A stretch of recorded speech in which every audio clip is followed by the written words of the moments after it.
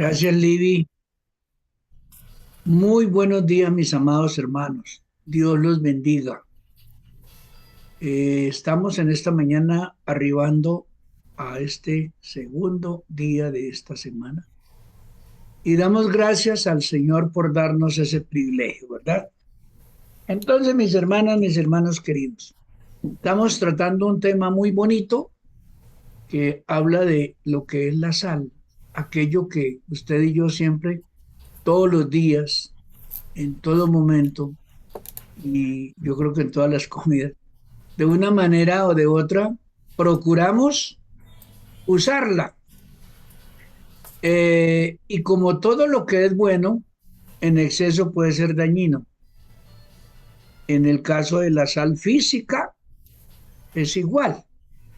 Pero entonces nosotros podemos en esta mañana decirle al Señor gracias por darnos el privilegio de estudiar este bonito tema, glorificar al Señor, exaltarlo por su gracia y que podamos en el nombre de Jesús seguir aprendiendo y seguir leyendo lo que la Biblia dice y entendiendo lo que el Señor nos quiere cada día enseñar.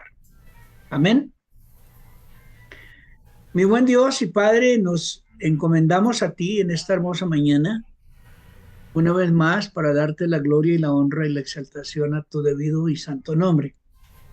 Gracias por permitirnos estudiar tu preciosa palabra, meditar en ella y en estos contenidos especiales poder estudiar el tema de una manera bonita, de una manera grata, de una manera muy agradable, de tal forma que podamos seguir siendo edificados. Gracias por lo que hasta aquí hemos aprendido, pero gracias por lo que vamos a aprender hoy y vamos a meditar y practicar bajo tu gracia en el nombre de Jesús. Amén. Vean, Levítico y en Números hay dos porciones de la palabra del Señor que hablan del uso de la sal. Y allí dice en Levítico 2:13, dice, y sazonarás con sal toda ofrenda que presentes, y no harás que falte jamás de tu ofrenda la sal del pacto de tu Dios. En toda ofrenda tuya ofrecerás sal. Este versículo nos habla de algo bien especial y en ese versículo aparece 3 veces la palabra sal. Primero, para sazonar la ofrenda que se presentaba al Señor.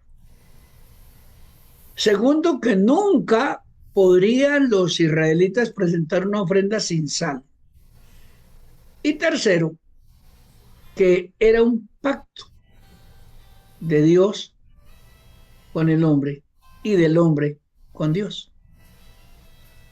Mire que cuando uno se pone a estudiar un poquitico y cada día como recabar más a profundidad el tema, uno dice, oye, ¿y qué tiene que ver una cosa con la otra?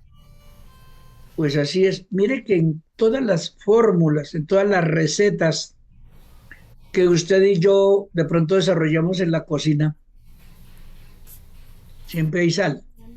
Aún en los productos que tienen que ver con azúcar o con que son dulces, hay que, algunos dicen, y es un término muy coloquial, que dicen una pizca de sal.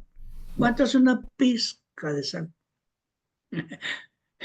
Entonces, note que eso viene desde la antigüedad.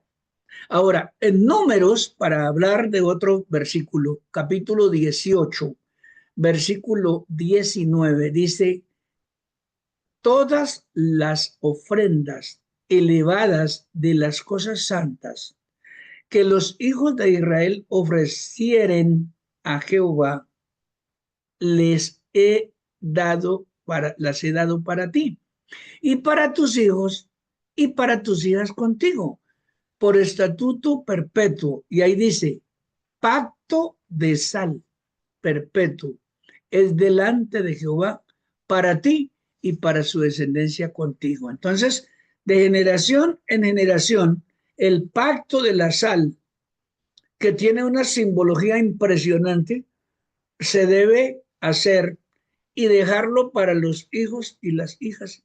Note que por eso, cuando hablamos de echémosle una pizca de sal, así como lo hacía la abuela, así como lo hace el tío, así como lo hace el papá, así como lo hace mamá. Entonces, la sal ha sido un recurso fundamental para la humanidad desde siempre. Se ha utilizado como alimento, también como medicina y aún en la construcción. Y uno dice, pero ¿cómo así? Sí, claro. Los usos son múltiples de la sal común. Y hay tipos de sal, hay sal marina, hay sal vigua, hay sal, etcétera. Y cada una tiene su uso y cada una depende del proceso con la cual se extrae. Ahora, el origen de la sal se obtiene de la evaporación del mar y de la actividad geológica. Es decir, que hay minas de sal en la tierra, pero que el mar siempre, todos los mares del mundo son salados. Y es una de las cosas que uno dice, ¿y por qué? Usted va a cualquiera de los mares y encuentra, hay sal. Es más, el mar muerto es una densa capa de sal en donde usted puede caminar sobre el mar, pero es denso y es el mar muerto. Y allí alrededor hay vegetación, pero hay lugares en donde la vegetación no es permitida porque la sal es también una especie que se usa también para que no la maleza se propague. Eso es una simbología impresionante. Ahora, en la antigüedad la sal siempre se extraía solamente del mar antes de descubrir aquella actividad geológica que hay minas de sal. Por ejemplo, aquí en Colombia hay varias minas de sal. Está en Manaure, en la Guajira.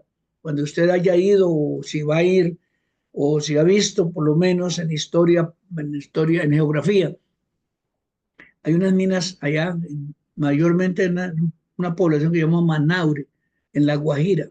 Pero también hay aquí en Nemocón, en Zepaquirá, y hay en otros lugares en donde, aquí en Colombia, donde han descubierto minas de sal que son menos populares, pero que las hay. Entonces, cuando uno lee la historia, encuentra que las primeras extracciones de sal se realizaron pues desde la época de una dinastía que se llamó Shia, dice que en los años 800 antes de Cristo. Pero resulta que cuando uno lee la Biblia encuentra que había una costumbre, como lo leímos en Números y en Levítico. Entonces, el uso de la sal ya para nosotros aquí, la sal es un recurso estratégico para los grupos sedentarios que se dedicaban a la agricultura. Hay un intercambio. Yo tengo sal, usted me da frutos. Yo tengo sal, entonces yo hago el intercambio. eh, y era un recurso en donde había lo que llamaban el trueque. Yo doy y recibo. Usted me da y recibe. Entonces, el que tenía sal, el que tenía tabaco, el que tenía frutos o frutas, el que tenía verduras, etcétera, etcétera. Entonces, de eso nació el comercio. Ahora, en la antigua Roma, según la historia, la sal se usaba como medicina para tratar esas verruguitas que le salen a uno por ahí, ¿sí? Los abscesos que a veces, note que cuando usted dice, uy, me duele una muela, no sé qué, hágase, tome, perdóneme la expresión, pero sí se usan buches de sal, es decir, agarre una porción de agua con sal y téngala ahí, entonces eso desinflama para los abscesos. Para la dermatitis, se dice que para la gota y para picaduras de bichos, de serpientes, de arañas, de avispas en el campo, etcétera, o en la ciudad. Ahora, en la Edad Media, la sal se transportaba por rutas especializadas en Alemania, y todo lo que era Europa, la ruta de la sal, porque hay lugares en donde no hay, entonces hay que llevarla.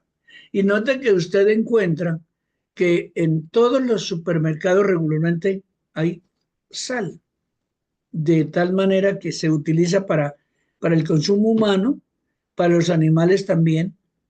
El ganado regularmente es salado y hay unos lugares en las haciendas donde se llama el saladero, es donde se lleva un bloque de sal marina.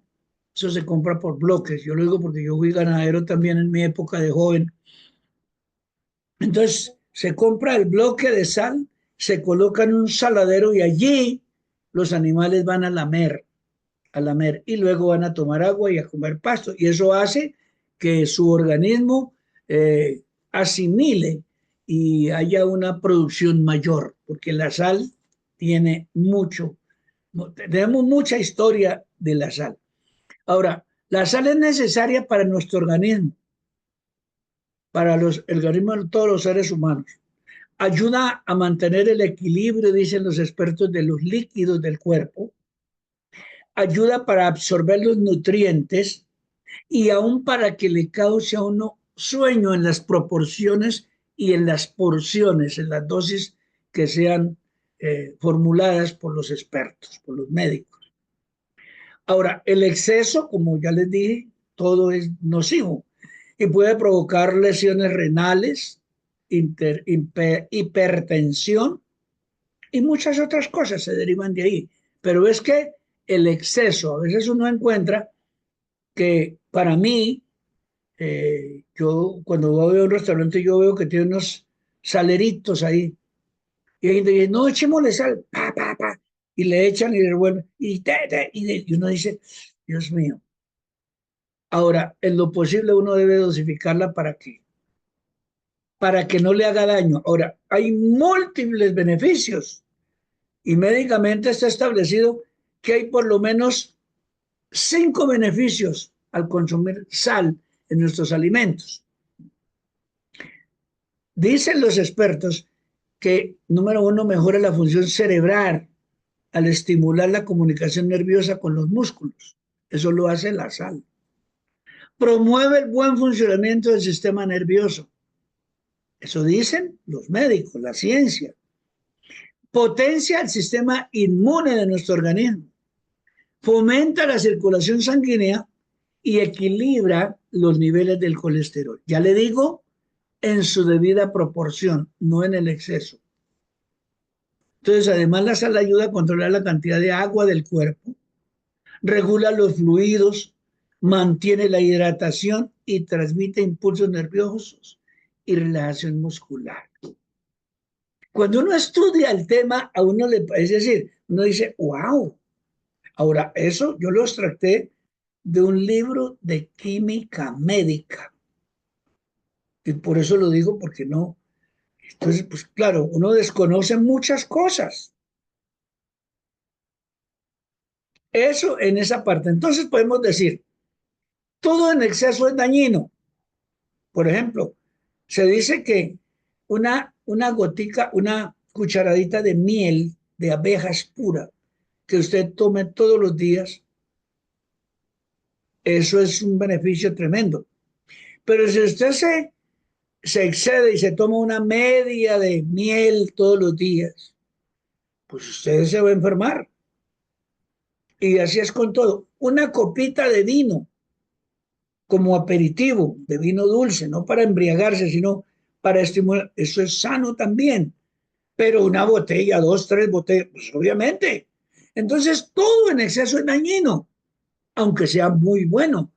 Por eso es que las medicinas y todos los fármacos vienen por pastillitas o por gotas y con gotero. Dice, tómese tantas gotas. Usadas con frecuencia en el diario vivir, pues produce una vida saludable y reconstructiva. Con la sal es igual. Note que hay que aplicar a nuestro organismo las dosis recomendadas para que sean saludables. Todo exceso es dañino, pero toda deficiencia también es dañina. Por eso es que Dios nos da sabiduría para entender cada una de las cosas. Amén. Entonces, mi hermana, mi hermano querido, volviendo a la Biblia, en Marcos capítulo 9 hay dos versículos, el 49 y el 50, que nos hacen meditar y son palabras del mismo amado Señor Jesús. ¿Sí? Después de que habla de varias cosas, estos dos versículos están insertos así y hablan de la sal. Dice, porque todos serán salados con fuego y todo sacrificio será salado con sal. Marcos 9:49. Y el 50 dice, buena es la sal, mas si la sal se hace insípida, ¿con qué la sazonaréis? Perdón, ¿con qué la sazonaréis? Tened sal en vosotros mismos y tened paz los unos con los otros. Interesante, ¿no? Entonces, en este sermón del monte y en todo lo que el Señor hizo, encontramos una enseñanza fundamental sobre la identidad de sus seguidores. Leímos el domingo, mas vosotros sois la sal de la tierra, pero si la sal se desvaneciere, ¿con qué será salada? No sirve más para nada, sino para ser echada afuera y pisoteada por los hombres. 5:13 de Mateo, ¿se acuerdan? Entonces la declaración, vosotros sois la sal de la tierra, es a la vez un mandato y una descripción profunda de lo que significa ser discípulo de Cristo. Yo soy sal. Usted debe ser sal para salar a otros. Pero esa esencia es la imagen de esa sal, implica una responsabilidad como un rol en el mundo de donde Dios nos lleve, en el campo, en la ciudad, en la casa, en el trabajo, en la iglesia, en el lugar donde yo me encuentro. Pero, ¿qué significa la sal de la tierra en la vida cotidiana de un creyente? Y otra pregunta, ¿cuál es la implicación de la advertencia de que la sal puede perder su sabor, su esencia? Pues lo que podemos entender en esta metáfora de la sal es su uso, su importancia y su advertencia que Jesús dijo a sus discípulos. Y a través de esa enseñanza que Él les dio y que nos deja hoy el Señor, es que podemos entender mejor nuestro papel en la misión que Cristo demanda de nosotros hacia el mundo. Al decir, ustedes, nosotros, la iglesia, es la sal de la tierra. Y eso es verdad. Mire, yo he conocido lugares en donde hay unas dificultades inmensas a nivel social, a nivel cultural, a nivel de costumbrismos. Pero llega una iglesia y comienza la gente a convertirse. Hay una película en Guatemala mmm, donde había una ciudad que era impresionantemente enferma espiritual. Ahí había drogadicción, alcoholismo, violaciones, asesinatos, infidelidad, de todo. Y un día un nativo se convirtió a Cristo y él comenzó a hacer una tarea y dijo, bueno, si Dios me quitó a mí este vicio, esta mala costumbre, lo puede hacer con todo este pueblo. Almodonga se llama el pueblito, en Guatemala. Hay una película. Y él dice, voy a hacer un plan estratégico. Guíame, Señor, ya soy salvo yo, pero yo quiero que se salve mi esposa, mis hijas, mis hijos, mis padres, mis hermanos, mis vecinos, mis amigos, para que este pueblo un día conozca a Cristo.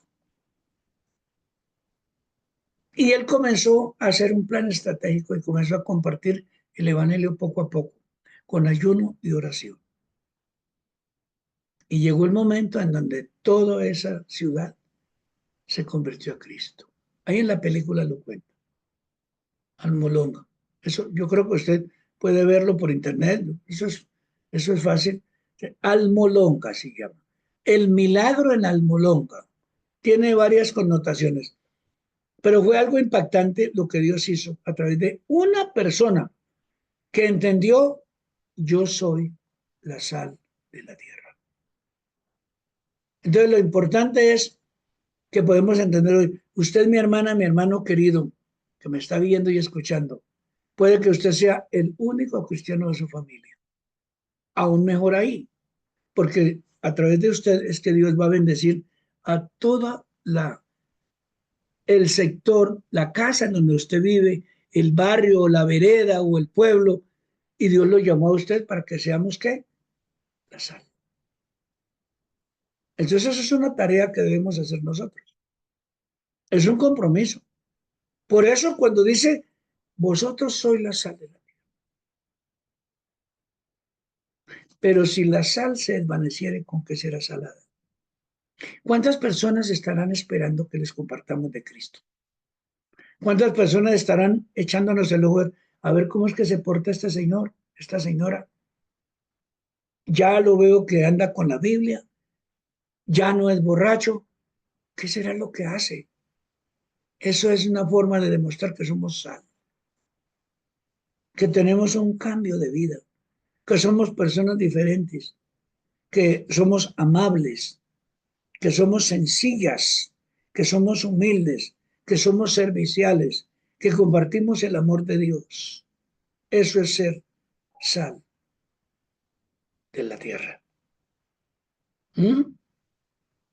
Dios nos llamó para eso. Ahora, una segunda cosa que quiero que entendamos es lo siguiente. En los tiempos de Jesús, la sal tenía un inmenso valor. No solo se usaba como condimento para mejorar el sabor de los alimentos, sino que también tenía una función esencial como conservarte en un mundo sin refrigeración moderna. La sal prevenía la descomposición de la carne y otros alimentos perecederos. En ese sentido, la sal simboliza preservación, protección y pureza. Los que son del campo, como yo, regularmente se hace la remesa para 15 días o para un mes, o mínimo para 8 días, una semana, de domingo a domingo. Allí se compra, por decir algo, la carne. Y yo recuerdo que llegaba la carne el domingo, mi papá la llevaba, o íbamos, bueno, ya grandecitos, y lo primero que se hacía era comenzar a destazar esa carne y dejarla, salarla, dejarla esa noche ahí. Al otro día amanecía la guasal. Y entonces eso hacía, como era tierra caliente, entonces eso hacía que la carne no se corrompiera. Y se colocaba en un lugar, como cuando usted va a Santander y hablan de la carne oreada, no sé cuántos han pasado, ven allá en unas varas la carne colgada allá, pero esa carne es salada, para que de esa manera no se dañe, no se pudra, no coja mal olor, y además de eso también para que se evite, porque en el campo hay unas moscas que inyectan gusanos a la carne y produce una cantidad de gusanos. Cuando la carne está salada, las moscas no llegan. Pasa con el pescado. Ese pescado que a veces usted compra en Semana Santa, que viene por allá del Amazonas o qué sé yo, que dice viene salado. Ese proceso es el que hacen.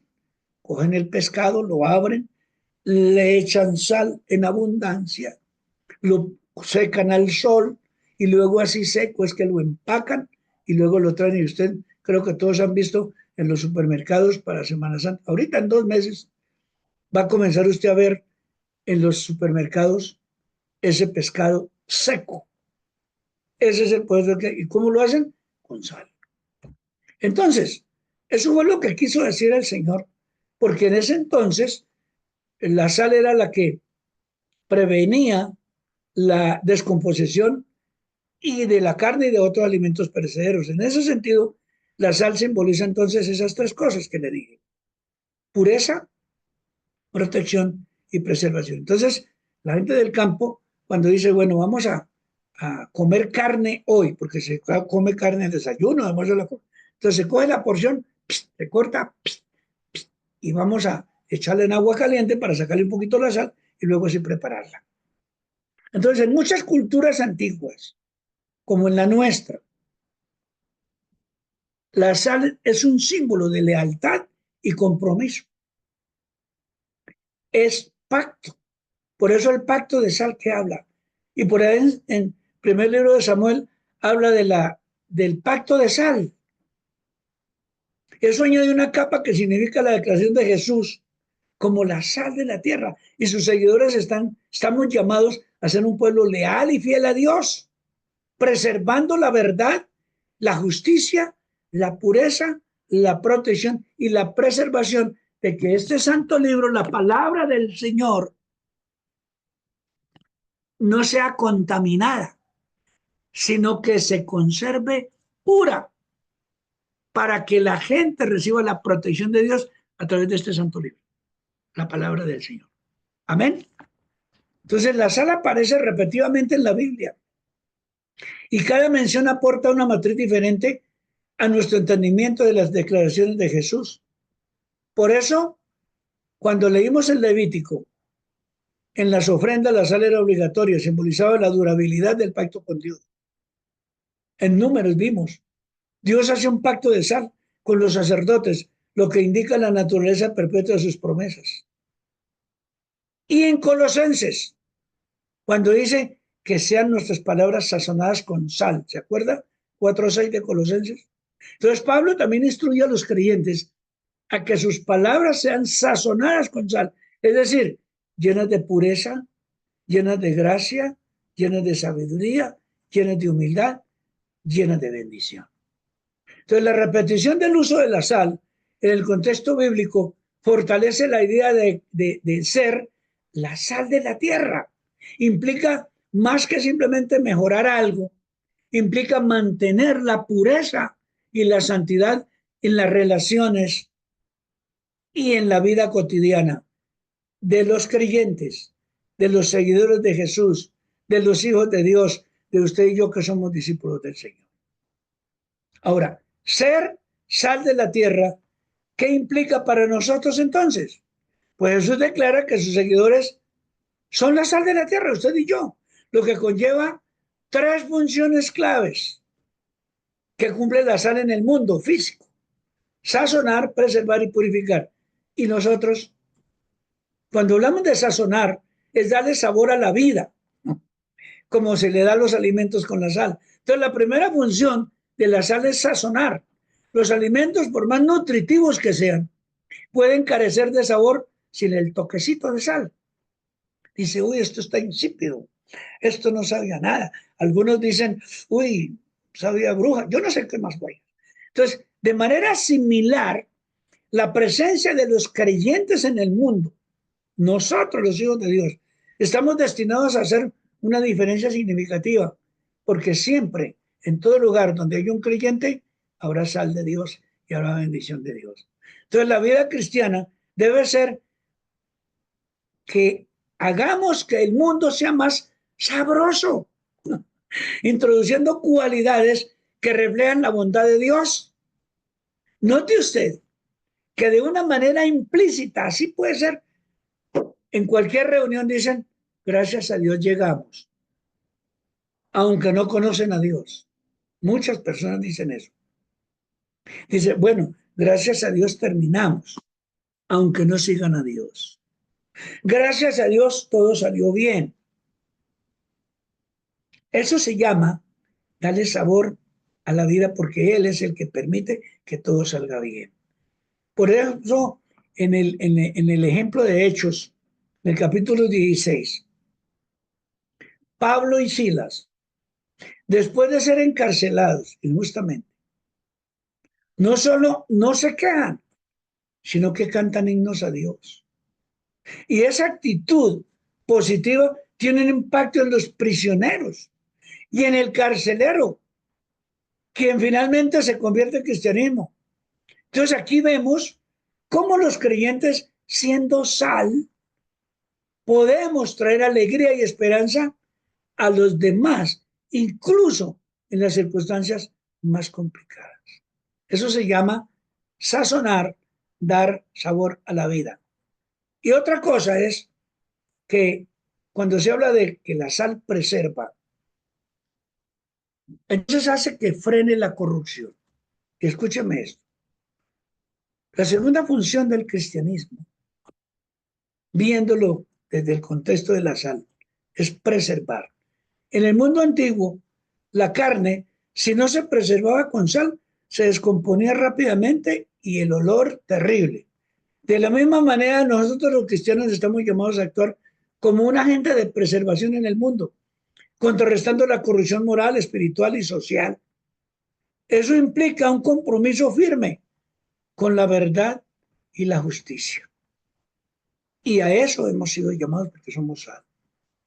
Por eso es que en Génesis capítulo 18, cuando Abraham intercede por Sodoma, Dios dice que está dispuesto a no destruir la ciudad si puede encontrar solo 10 justos en ella. Entonces, la presencia de un pequeño número de personas cristianas, justas, puede tener un efecto preservador en una sociedad. Hoy, usted y yo que somos los creyentes, la sal de este tiempo, estamos llamados a ser esa fuerza preservadora que resiste el pecado y la injusticia en la comunidad donde nos estamos moviendo. Y podemos decir, hay esperanza en Cristo, porque este pueblo tiene que ser salado con sal, la sal de la fe, la sal de la esperanza, la sal de la palabra. Y yo, entonces voy y le comparto esa palabra de Dios para que ese pueblo sea sanado. ¿Y cuántos hemos salido de un mundo de insalubre, de pecado, de maldad? ¿Cuántos, siendo lo que fueron o fuimos, al tener el toque divino de la gracia del Señor, ha llegado la sal a nosotros? Y entonces comenzamos nosotros a ser sanados. Y la corrupción, que en un momento determinado estaba a puertas de nosotros, comenzó a superarse. Y lo tercero, la purificación. ¿Qué refleja la purificación? Que la sal también hace. Y el cristiano en donde va debe ir a purificar aquello que está corrompido. Reflejar la pureza de Cristo. Finalmente, entonces, la sal también se asocia con la pureza. Usted ve en los sobrecitos de la sal que dice sal pura, dice. La pureza de la sal. Vaya ahora que terminemos, va y compra una libra de sal, vaya al supermercado y allá dice de alta pureza. Así como usted y yo debemos ser en Cristo, debemos de ser ¿de qué? De alta pureza. Entonces en la Biblia a menudo la sal se utiliza en los ritos de la purificación. Los creyentes debemos de ser un ejemplo de pureza moral y espiritual, reflejando la santidad de Dios en nuestras vidas, en el diario vivir. Yo soy sal en mi casa, yo soy sal en mi barrio, yo soy sal en la iglesia. Entonces la pureza de corazón permite a los creyentes no solo ver a Dios, sino también reflejar su carácter a los demás. Cuando vivimos vidas de integridad y de honestidad, nos convertimos en testigos vivos de la verdad y del Evangelio. Por eso es que en Mateo 5:8 dice, bienaventurados los de limpio corazón, porque ellos verán a Dios. Amén. Ahora, esto no significa perfección, sino un deseo constante de vivir en obediencia y ir mejoramiento poco a poco, con un corazón dispuesto a arrepentirse cuando haya una falta, cuando fallemos en algo, decir, no, es que yo no puedo, perdónenme, pero ayúdenme, yo necesito ayuda, porque somos sal. Y termino con esto. El tema es muy bonito y muy amplio, bonito. A mí me gusta. El grave peligro es lo que advirtió Jesús: perder el sabor. ser y después no ser. Hay gente que es temporal. La segunda parte de Mateo 5:13 ofrece a Jesús esa advertencia contundente. Pero si la sal se desvaneciere, ¿con qué será salada? No sirve más para nada, sino para ser echada afuera y pisoteada, hollada, vuelta a nada. Aquí Jesús advierte sobre el peligro de que los creyentes pierdan su sabor. Es decir, cuando recién se convierte, aleluya, gloria a Dios, alabamos al Señor, muy santos, muy puros, muy... Pero al pasar de los días, de los meses, de los años, como que va perdiendo el sabor. Es decir, la capacidad de cumplir con el llamado que Dios nos dio. Ese es el peligro que Jesús advirtió. Contundente esa advertencia. Pero si la sal se desvaneciera, entonces tengamos cuidado, hermana. El mensaje de Jesús es claro. Si los cristianos pierden su integridad y su influencia, dejan de ser útiles en el plan de Dios. Al igual que la sal sin sabor es inútil, los creyentes que se conforman al mundo en lugar de influir sobre él pierden el propósito para lo cual ahora en Apocalipsis el Señor hace una aseveración fuerte y es la iglesia de la Odisea en el capítulo 3 de Apocalipsis versículo 16. La iglesia de la Odisea es criticada por ser tibia en su fe. Jesús dice que prefería que fueran fríos o calientes, pero por ser tibios los vomitaré. Ese 3:16 de Apocalipsis es duro, ¿cierto? Este es un claro llamado a la iglesia, nosotros que somos parte de la iglesia, para evitar eso que se llama la complacencia, o la desobediencia, o la rebeldía, o la malicia, o la suspicacia, o hasta la mediocridad. Entonces, las consecuencias de una vez sin sabor es que la sal que pierde su sabor no solo es inútil, sino que es arrojada y pisoteada. ¿Y cuántas personas usted conoce que alguna vez fueron creyentes, buenos creyentes, buenos siervos de Dios, pero llegó un momento de su vida en donde se les acabó? Hoy, ¿qué son? Historia, historia, historia. Y a eso estamos abocados todos si no permanecemos fieles. Yo no sé si usted conoce por lo menos una persona en su vida que dice que es cristiana, pero no vive con los principios que Jesús dice ahí en lo que leímos. Triste, doloroso. Entonces Jesús utiliza esta imagen para describir las consecuencias de una vida sin propósito espiritual. Entonces, cuando los creyentes dejan de vivir de acuerdo con su llamado, corren el riesgo de perder su testimonio, su vida cristiana, y van camino a donde ya sabemos. Triste.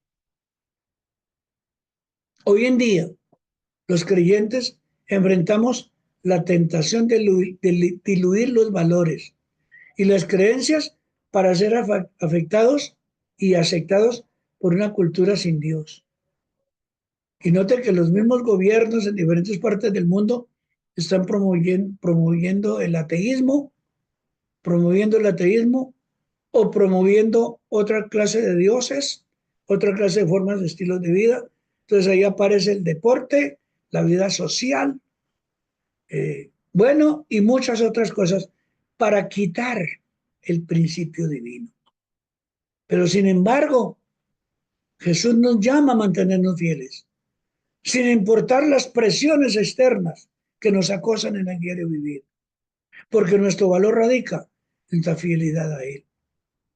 Entonces, la metáfora de la sal que Jesús utilizó en Mateo 5:13, que es nuestra base de toda la enseñanza, nos llama a reflexionar sobre nuestra identidad y misión como creyentes. Estamos llamados a ser un pueblo que sazona al mundo con el amor de Dios, que preserva la verdad y la justicia y que refleja la pureza de Cristo en nuestra vida. Pero también debemos ser conscientes de la advertencia. Si perdemos nuestra integridad espiritual, nuestra influencia se desvanece. En un mundo que a menudo parece desmoronarse moral, social, económica y espiritualmente, los cristianos hemos sido llamados a tener un rol vital para desempeñar, pero no cualquier tipo de cristianismo, el cristianismo que sea sal en medio de tanta corrupción. Entonces, ser la sal de la tierra no es una opción, es un deber y es un mandato de Cristo para los cristianos. Que podamos vivir de tal manera que nuestra vida refleje el carácter de Cristo y cumpla cada uno de nosotros el propósito para el cual hemos sido llamados. Entonces, esta enseñanza de la sal, aprovechémosla y sigamos siendo la sal para un mundo lleno de corrupción. Entonces, no olvide el versículo clave. Jesús dijo, vosotros sois la sal de la tierra, usted y yo, la iglesia. Y no permitamos que nada ni nadie nos quite eso que somos, porque todos serán salados con fuego y todo sacrificio será salado con sal, dijo también Jesús. Damos gracias a Dios en esta mañana. Tened sal en vosotros mismos y tened paz los unos con los otros. Marcos 9:50 dice eso. La última parte. Tened sal en vosotros mismos y tened paz los unos con los otros. Ayúdanos, Señor. Ayúdanos, Dios mío.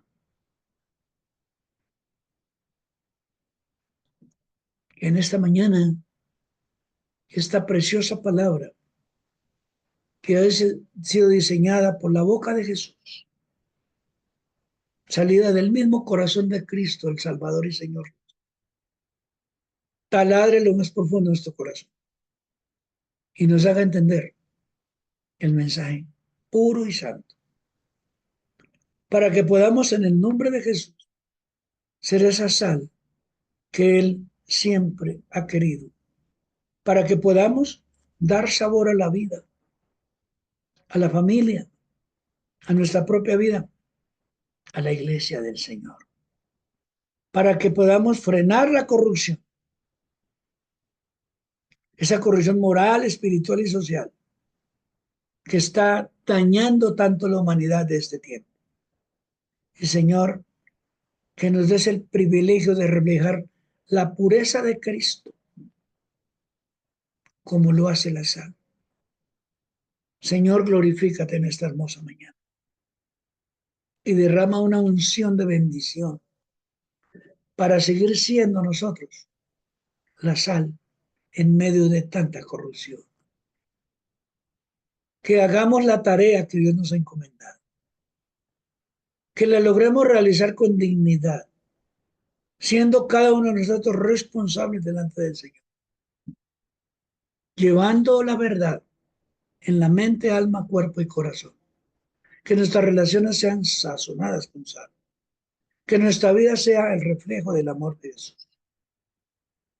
Bienaventurados los de limpio corazón, porque ellos verán a Dios. Y que nosotros seamos realmente esa sal.